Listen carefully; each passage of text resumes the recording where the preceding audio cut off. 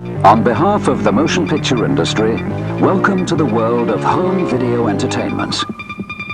Hi, John Hand with Pulsing Cinema. The movie we're going to talk about today is The Resurrected, 1991, released direct-to-video in 1992, at least in the US anyway. Directed by Dan O'Bannon, a Lovecraft adaptation, an adaptation of The Case of Charles Dexter Ward. One of the many Lovecraft adaptations to be released in the late 80s and the early 90s, of course, there were the Stuart Gordon Brian Usna films, Reanimator and From Beyond, and then there was Cthulhu Mansion and Necronomicon and The Unnameable, and, mainly really these were like low-budget horror films which kind of interpreted Lovecraft's brand of cosmic terror, fear of the cosmic unknown. Well, they just interpreted that as a bunch of rubber monsters and not even really any rubber octopus monsters. There was very little Cthulhu action, really. Very little Cthulhu action in these films, really. Very little tentacle creatures. Mainly lots of zombies and demon characters and all kind of gooey and strange and whatever. I guess you wouldn't really get into tentacle action until like the mid to late 90s with like Necronomicon, and then the early 2000s with that Silent Call of Cthulhu adaptation and what have you. But in any case, if you were a Fangoria kid in the early 90s, and you were reading Fangoria, and you were reading about all these Lovecraft movies, and then they even had that special on Lovecraft, and one of the films featured was The Resurrected, and the special effects by Todd Masters. There was this creature called the River Creature that was, it was like some kind of nightmare out of Hieronymus Bosch, this kind of disfigured, dysmorphic character that was rendered, and it was like, my God, I've got to see this movie. As a kid, it was like, I've got to see this Resurrected movie. It was great, and you were so impatient. You were waiting. And I think there was the expectation that this film may come out theatrically, because it had some pretty big actors like Chris Sarandon and John Terry and Jane Sibbett, and it was directed by Dan O'Bannon, who, of course, the late great Dan O'Bannon of Alien and Return of the Living Dead and all of that stuff. And it was a direct-to-video, and then it just kind of poof. It wasn't necessarily a lost film, but it was a film that people really did not think of, and it just sat there throughout the 90s, and Dan O'Bannon didn't make a film throughout the 90s. He was suffering from a chronic illness, and in the early 2000s, Lionsgate released it in the U.S. in a very bare bones full screen DVD, a DVD that proudly proclaimed across the top of it full screen, like it was like a badge of honor or something. No extras, bare bones, and that's where the movie sat. Lionsgate seemed to have no impetus to release a full featured Blu-ray or DVD release. And now there is this German company who has released a beautiful Blu-ray DVD box set, really a 3-disc box set, which has some incredible extras, incredible stuff on it. And if you have the ability to play multi-regional DVDs or Blu-rays, my God, and you're a fan of The Resurrected, or 90s horror in general, my God, you need to rush and order this thing. It came out in late 2015 and got some press in U.S. magazines because there was so much expectations about this. Especially, I think, the interest in this film has grown since Dan O'Bannon died a few years ago, and people are kind of reassessing his work and going like, man, I really want to watch The Resurrected, or maybe they watched it when they were a kid like me, and it was like, oh, I need to give that film a second chance, another watch. And up until now, there were very limited opportunities, and it wasn't even, there was no widescreen release of this film in the U.S. But now, this German company, I believe it's OFDB, has righted the wrongs and released a really, really incredible special edition of this great film. So, what's The Resurrected about? Okay, The Resurrected is about this detective, played by John Terry of Full Metal Jacket and other films, who is hired by this mysterious wife of this scientist who has gotten interested, Charles Dexter Ward, he's gotten interested in his ancestors here, this strange ancestor Kerwin, who was interested in reanimating the dead. And Charles Dexter Ward starts experimenting on his own with some of the elixirs and the serums and the arcane alchemist stuff. And, apparently begins to uncover some stuff that involves reanimating the dead, that involves large quantities of meat and bones that are being trucked into this Charles Dexter Ward's remote cabin in the woods. The PI, John Terry, begins to investigate this and is pulled into this mystery of life and death and people being reanimated and brought back in all kinds of gooey and strange ways. So that's, I guess, about as much as I can tell about the plot without kind of giving away too much. Because, to me, the film is... I didn't like the film when it came out originally. It was just kind of a sense of disinterest, because, you saw these stills in Fangoria of these monsters and these incredible monsters. And then when you saw the final film, it was more of a kind of a paranoid kind of noir thriller type thing,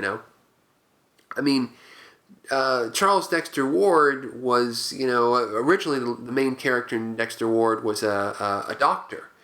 And Dan O'Bannon changed it around to being a private investigator.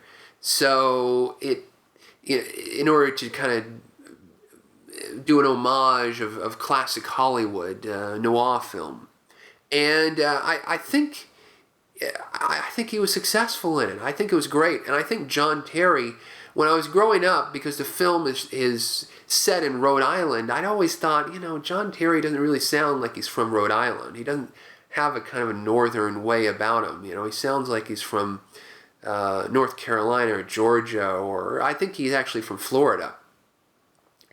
And but on subsequent rewatches, because I rewatched it a few years ago, and now I've rewatched the Blu-ray, the DVD, the German release.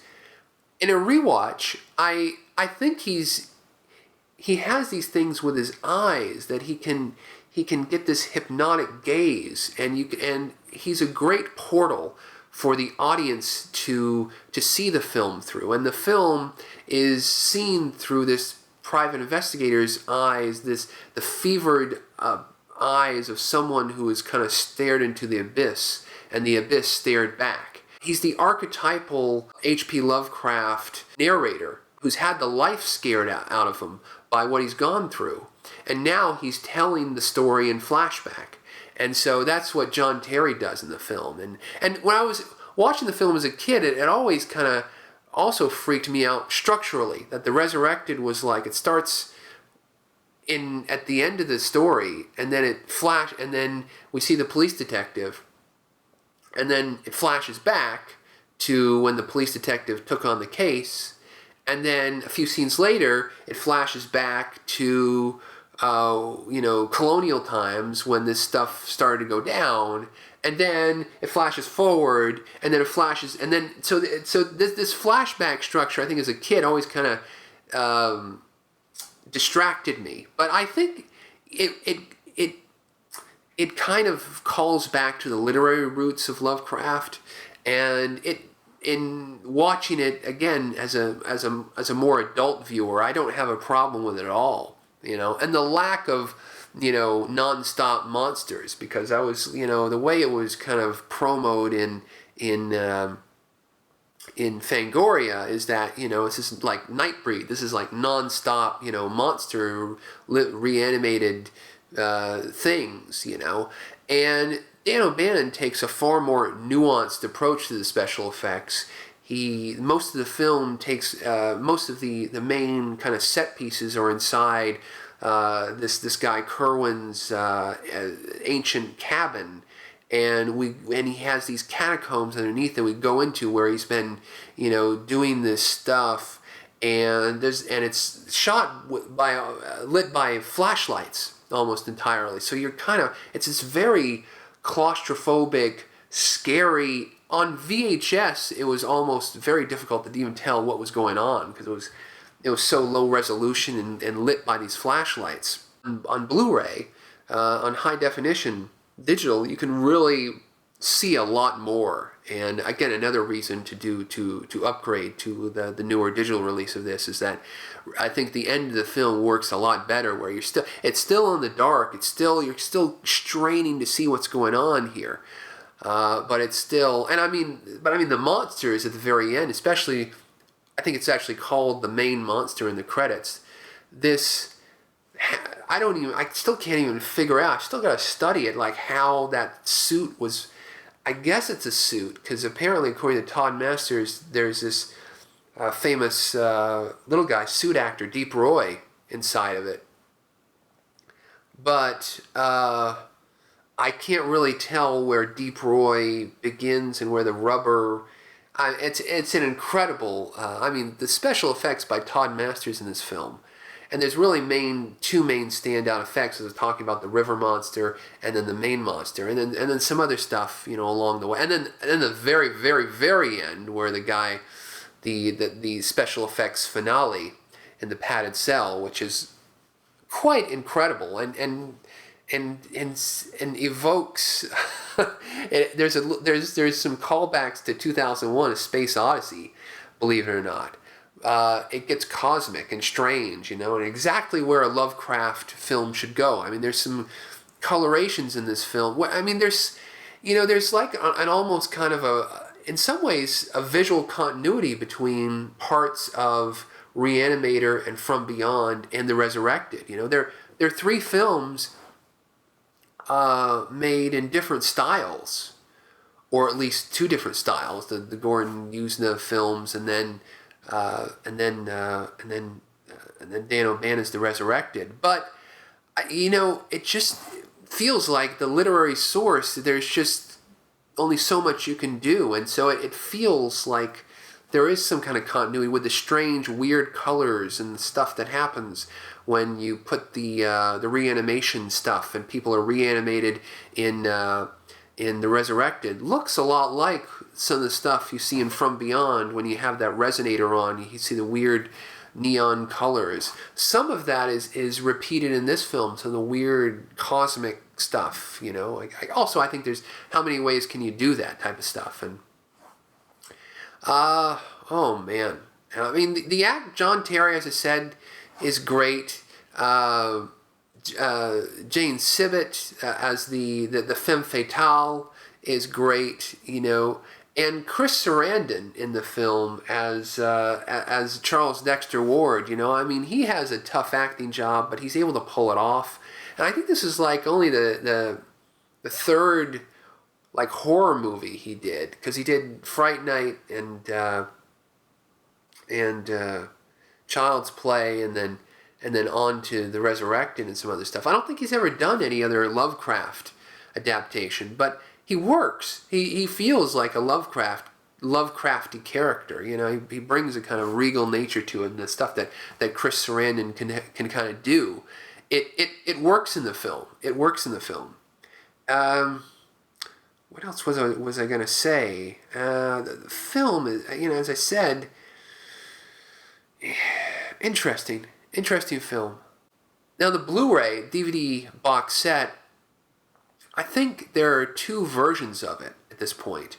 There is a limited hardbox edition, which has the original Resurrected art And then there is a kind of like a paperback, the 3-disc set that I have, and it has a beautiful painted cover. It's like something out of that Scream Factory might put out, but a beautiful cover. I love on the front cover it says from the maker of Alien and Total Recall. Total Recall must have been big in Germany because it's featured there. So you've got a Blu-ray with the high definition letterbox release. You've got a DVD with the movie, and then you've got a DVD of extras. And the extras include these featurettes produced by Red Shirt Pictures, interviews with the writer, with the special effects makeup artist, with Chris Sarandon, with the production designer. Very interesting interviews, a stills gallery. You have deleted scenes, which, oh man, there's some interesting deleted scenes. There's a love scene between John Terry and Jane Sibbett, which doesn't have any nudity. There's, the openings and closings of scenes that, you wonder in the film, like, when the opening scenes when John Terry first meets Jane Sibbett, there's a reason why he looks down at the ground for a moment. Because there was this whole scene with cigarette butts thrown on the ground where it was funny. There was a mention of ulcerative colitis that Robert Romanus of Fast Times at Ridgemont High. Robert Romanus plays a private investigator, one of the John Terry's employees, and he talks about cigarette butts and ulcerative colitis, which is kind of funny when you think about Dan O'Bannon suffering from Crohn's disease, which is linked to ulcerative colitis. That was an odd mention of that disease, of that illness in that deleted scene. So there's the openings and closings of scenes. There's extended dinner scene between Jane Sibbett and John Terry. Well, maybe there's a lot of Jane Sibbett and John Terry stuff where it seems like they changed around the structure of some of those scenes and the way they went. There's that love scene. There's a little bit of Jane Sibbett nudity when it was always an abrupt cut in the film when she gets out of bed and she puts on her nightgown and she goes to the window. Well, you see her bare butt when and originally it was all one continuous shot. Odd that was cut out because it feels a very abrupt cut in the final film and it's not explicit nudity. It wouldn't even bring the film to an R, I don't think. I don't know, but it just seems odd that was cut. Why was that cut? I don't quite know. And in the end scene in the catacombs, it's like slowed down a little bit more when there's like these flashes and you see the monster. You can see a little bit more of the monster there. So I'm going to go back and study that deleted scene to just try to make out how that main monster was even put together. There's also another important deleted scene here, or a little deleted snippet of dialogue that Chris Sarandon, that Kerwin says, where he talks about how he was basically trying to take the remains of these powerful wizards and alchemists, and he was torturing them.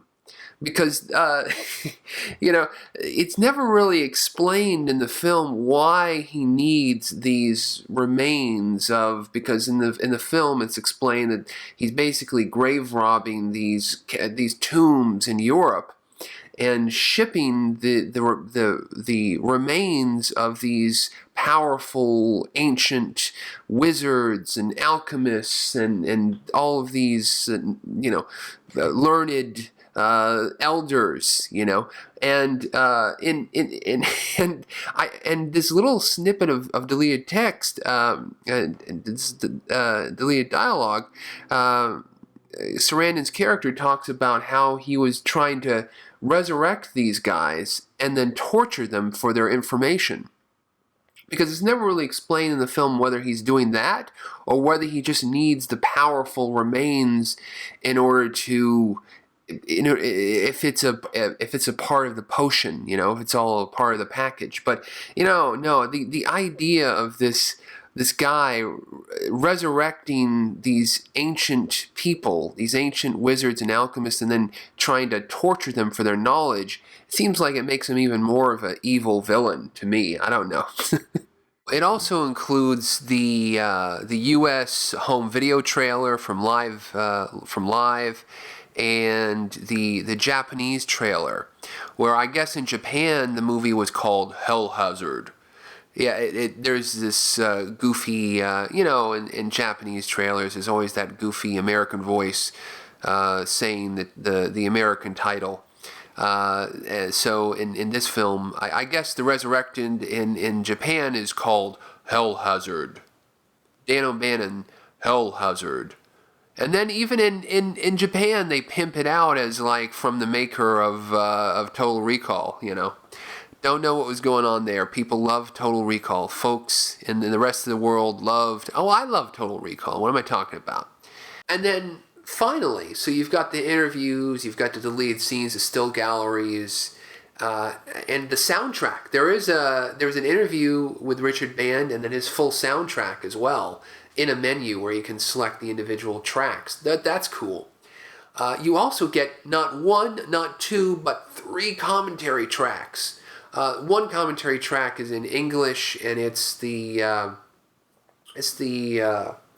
makeup artist Robert Romanus and the producer, and then the writer. So it's about 4 or 5 guys. It's a group commentary track. It's not recorded separately. So it's a good one. One of the nice bits in that commentary track that I'm still listening to the commentary track is that Janusz Kaminski interviewed to be the director of photography on the film. And they actually went with someone the producer knew. They hired them instead. But Janusz Kaminski, Steven Spielberg's cinematographer, in the early 90s, he was doing stuff like Grim Prairie Tales and shooting like B movies. He was like Vilmos Zsigmond or something. He was like, he was taking whatever he could get. And would have been interesting to see him shoot The Resurrected. Though I think visually it probably would have looked pretty much the same. I think Dan O'Bannon had very strong visual ideas. He had very strong visual ideas in Return of the Living Dead. He had very strong visual ideas in The Resurrected, and I think as well. But one English commentary, and then there's 2 commentaries in German by different sets of German critics. So the only one commentary is really kind of interesting. I should talk about the whole, I love the way the film looks. I mean, it's a Canadian U.S. co-production shot in British Columbia, and it has this overcast. The film is perfect Lovecraft, overcast, rainy. Every scene seems to have this kind of rainy, dark, overcast, and it has this real paranoid sensibility to it. It's just wonderful, and it feels great. And especially with the scene with that river monster. Oh, man. Ooh, I keep going back to that scene. Oh, man. Well, so I think I've said too much, or I haven't said enough. The Resurrected. And also has his appearance, Dan O'Bannon's appearance at the Chainsaw Awards. He got the award for Best Independent Direct-to-Video Film, given to him by none other than Quentin Tarantino. Oh man, great stuff. Oh man, The Resurrected. If you love this film, if you have any interest in film, and you can import Blu-rays and DVDs, you owe it to yourselves to snag this one, this limited release, because it's going to be it's worth it.